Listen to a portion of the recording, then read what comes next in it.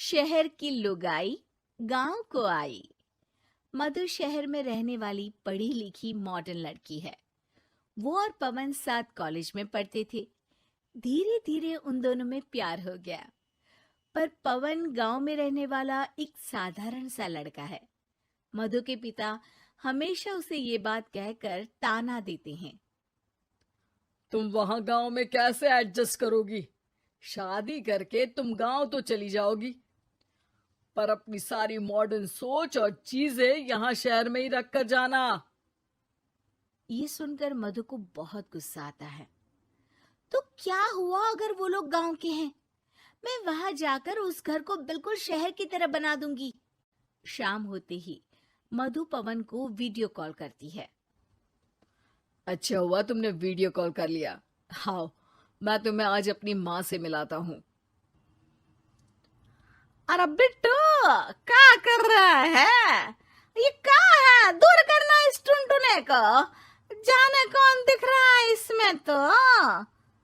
अरे माँ, आपकी बहू का वीडियो कॉल है। आप इसमें अपनी बहू से आमने सामने बात कर सकती हैं। नमस्ते माँ जी, कैसी हैं आप? अरे जका, ये बहू ने अपने कानों में क्या लगाया है? जो कैसे झुमके हैं? झुमके नहीं माँ जी, इन्हें ईयरफोन्स कहते हैं। इससे सामने वाले की आवाज और अच्छे से आती है। मैं आपको भी ला कर दूंगी।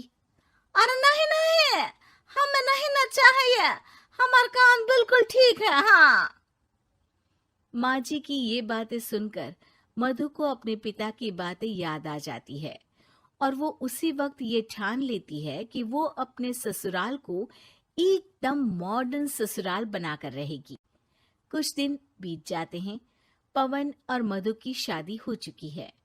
आज मधु का अपने ससुराल में पहला दिन है। माँ जी, मैं आपके लिए एक तोहफा लाई हूँ। अरे इतना बड़ा तोहफा! अरे क्या लाई है रे इस बड़े से बक्से में? मधु बॉक्स खोलती है।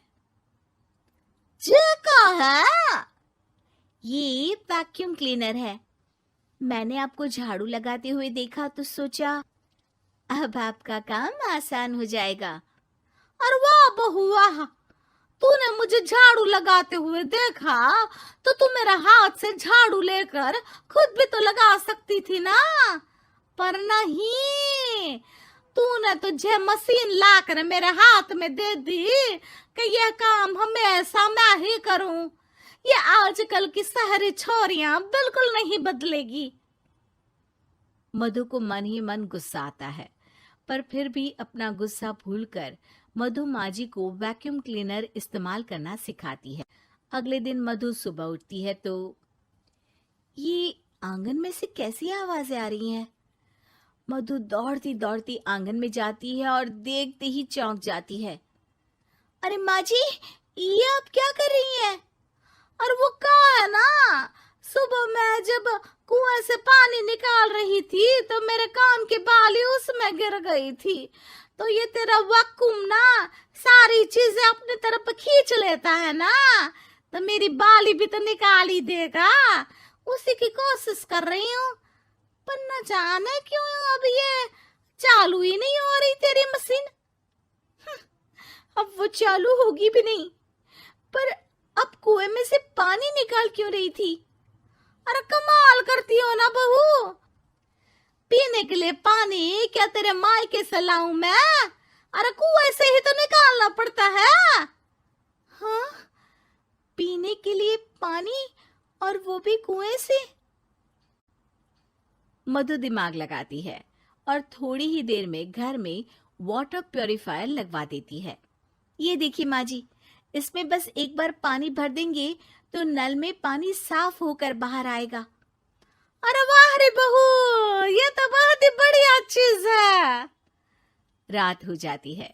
मधु जैसे ही प्यूरिफायर का नल चालू करती है तो वो अचानक से फट जाता है और सब जगह पानी पानी हो जाता है। अरे ये क्या हुआ? ये क्या हो गया? मैंने तो बस इसमें उबला हुआ पानी डाला था, ये इतनी जल्दी खराब हो गया। अरे ये सारी शहरी चीजें सब ऐसी ही होती है कबूरी। क्या आपने इसमें उबला पानी डाला था? हाँ तो फिर पानी तो तभी साफ होगा ना जब उसे उबालेंगे। ये मशीन का कोई जिन है जो हमने जो बोला वो कर देगी है? मधु को बहुत गुस्सा आता है। इस तरह तो मेरा अपने ससुराल को मॉडर्न बनाने का सपना अधूरा ही रह जाएगा। नहीं, मैं इस तरह से हार नहीं मान सकती। थोड़े ही दिन में मधु पूरे किचन को मॉड्यूलर किचन में बदल देती है। अरे वाह बहू वाह, इतनी सारी अलमारियां! माँ जी मॉड्यूलर किचन देखकर बहुत उत्सुक हो जाती है। ये बक्सा का है। बहू ने शायद गलती से इसे यहाँ रसोई में रख दिया है, पर है तो ये बहुत ही बढ़िया। अगले दिन सुबह, अरे मायरी क्या हो गया? मैं तो बर्बाद हो गई। मेरी सारी पूंजी जलकर राख हो गई। हे राम, अब मैं क्या करूं? माँ जी की रोने की आवाज सुनकर मधु दौड़ी दौड़ी किचन में आती है और इतना धुआं देखकर घबरा जाती है। ये सब कैसे हुआ माँ जी?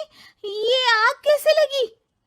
ये सब तेरा इस मॉड्यूलर किचन की वजह से हुआ है, और ऊपर से तूने तिजोरी जो रसोई में रख दी थी, मैंने जैसे ही अपने गहने और पैसे इसमें रखे और बाहर से इस ताले को घुमाया, ये तो 5 मिनट में ही आग बबूला होकर फट गया। अरे माँ जी, ये तिजोरी नहीं है, ये तो माइक्रोवेव है। इसमें गहने नहीं रखते, खाना गर्म करने के लिए होता है ये।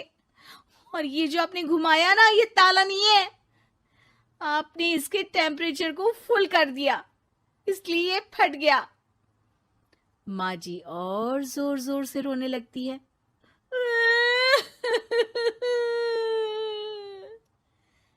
मधु सर पीट लेती है और कसम खाती है कि अब ससुराल को मॉडर्न बनाने की कोई कोशिश नहीं करेगी।